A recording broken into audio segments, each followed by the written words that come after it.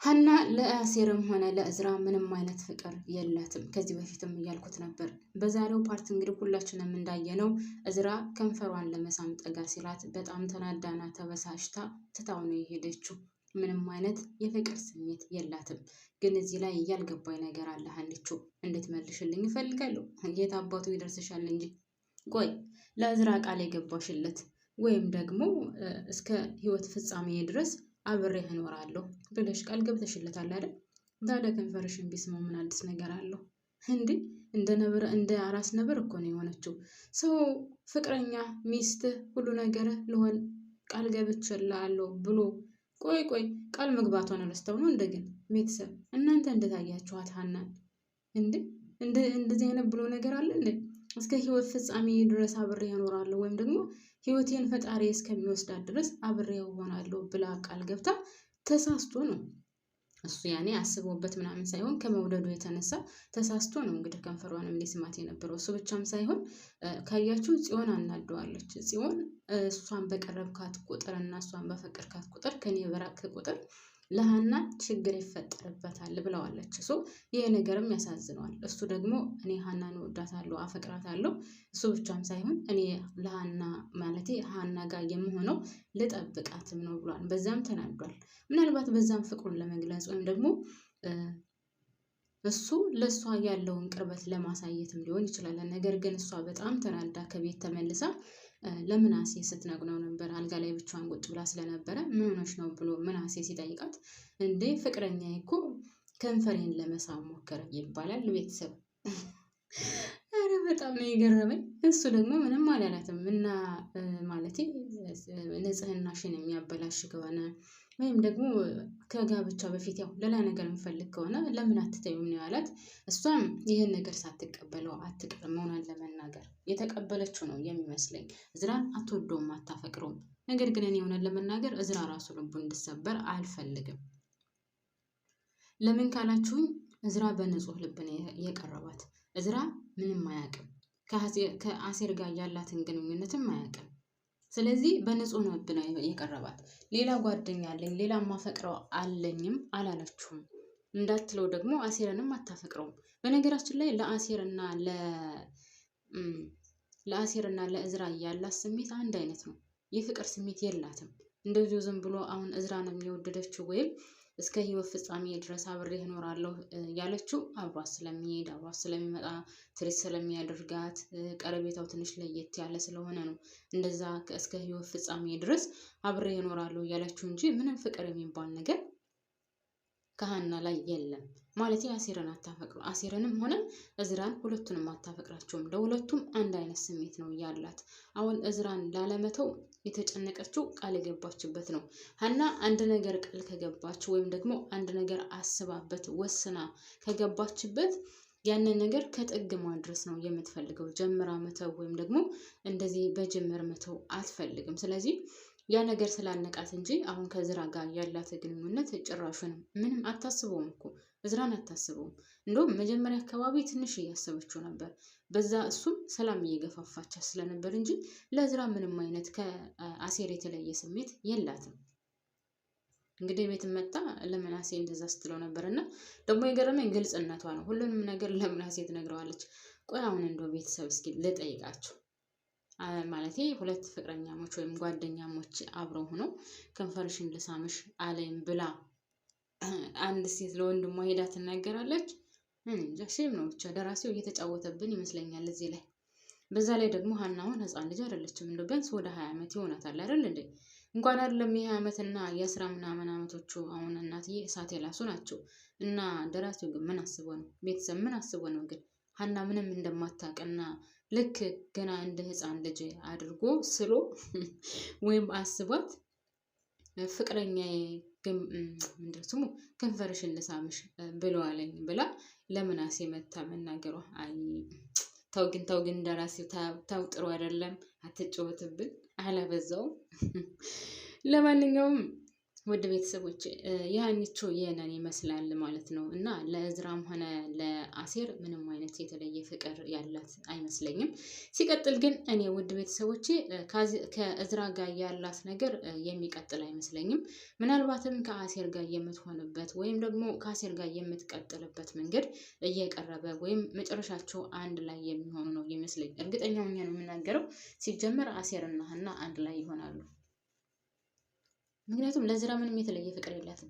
የሀብታም ልጅም ሆነ ጎበዝ ተማሪም ሆነ መልኩ ቆንጅዬም ሆነ ለእሷ ምንም ለውጥ የለውም። ገንዘብም ካላችሁ ሀና ለገንዘብ ምንም መስሎ ጣጣ አይሰጣትም። መልክም ቢሆን እንደዛው ነው፣ ጣጣ አይሰጣትም። ሀብትም ብቻ ሁሉንም ነገር ያው በትምህርቱ ጎበዝ ስለሆነ ምናልባት በትምህርቱ እንትን ትላለች፣ ግን እሱም ቢሆን ጣጣ አይሰጣትም። ለቁሳቁስ ነገር ሀና ምንም መስሎ የማይታያት ናት። ለቁሳቁስም ሆነ ለመልክ ለምን ምንም መስሎ አይታያትም። ነገር ግን ከልቧ ለሱ ፍቅር አላት የላትም። ስለዚህ ምናልባትም መጨረሻ ላይ አሴርና ሀኒቾ አንድ ላይ ይሆናሉ ብዬ አስባለሁኝ። በሌላ በኩል የድንብላል ነገር ነው።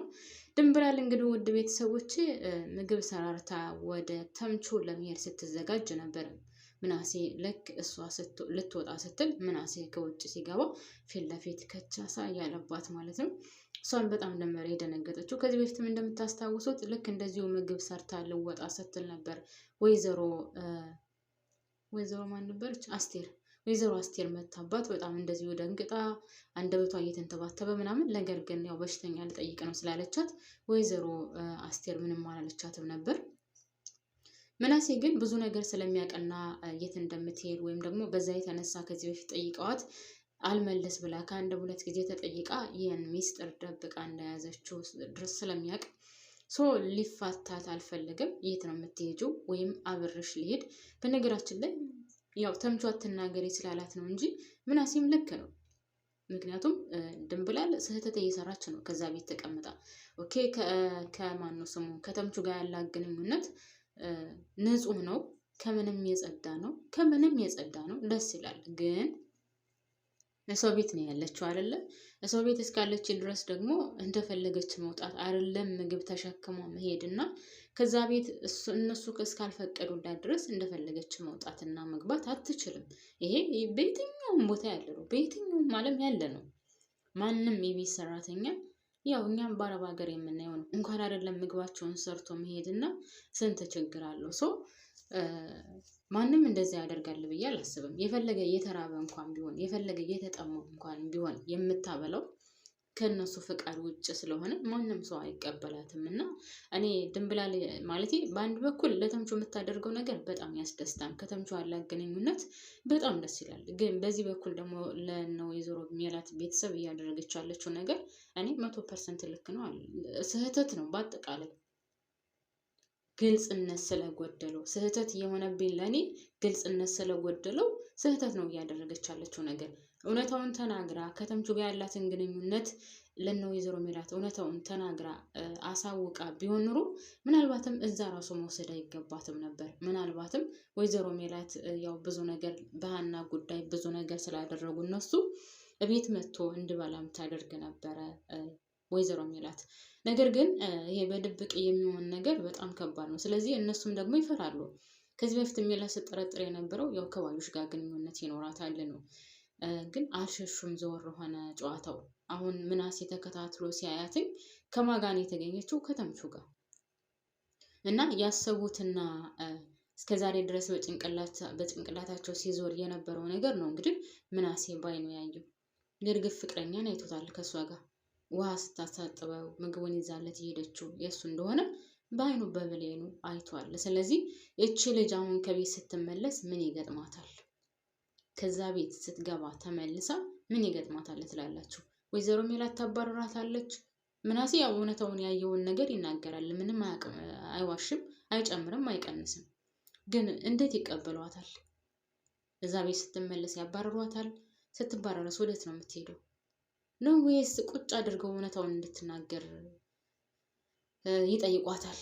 ብቻ አሁን ድንብላልም ያለችበት ነገር በጣም ከባድ ነው የሚሆነው። ያው ፍቅራቸው በጣም ደስ ይላል። ተምቹም እያፈቀራት ነው፣ እየወደዳት ነው። በዛ ላይ ደግሞ አቶ ዘሪሁን ደውሎለታል። ስለዚህ ተምቹም ካሁን በኋላ ይጎዳል ብዬ አላስብም።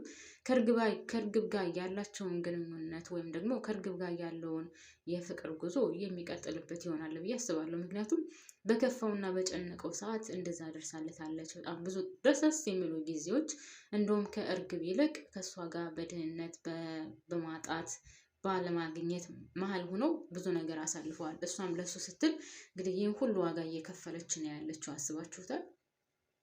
የምታደርገው ነገር እኮ ስህተት እንደሆነ እሷም ታውቀዋለች። ኦኬ ለተራበ ነው የምታበላው፣ እሱ በጣም እዛ ራብ እየተሰቃየ ነው ምናምን፣ ግን ቢሆንም ከቤቶቹ ባለቤት ጋር ደግሞ ያላትን ግንኙነት በትክክል ግልጽ አድርጋ ብትናገር መልካም ነበር። ያም ሆነ ይህ እኔ ድንብላልም ከዛ ቤት የምትባረርበት ጊዜ እየደረሰ ይመስለኛል። በሌላ በኩል ወይዘሮ ባዩሽ ደግሞ በጣም በሚያሳዝን ሁኔታ እንግዲህ እየገጠሟት ያለው ነገር ከሚገባው በላይ ቁልቁለት የሚወስዳት እና አንስቶ ፍርጥ የሚያደርጋን ነገር ነው ቤተሰቦች። ለምን ካላችሁ እንግዲህ በዙሪያዋ ያለው ነገር ሁሉ እያበቃባት ነው፣ እያለቀባት ነው። ያው መጨረሻዋ የሚሆነው እስር ቤት ነው ማለት ነው። ቤተሰቦች እናንተስ እንደታያችሁት እስኪ ሀሳብ አስተያየታችሁን አካፍሉኝ። ላይክ ማድረጋችሁንም እንዳትረሱ ማለት ነው ቤተሰብ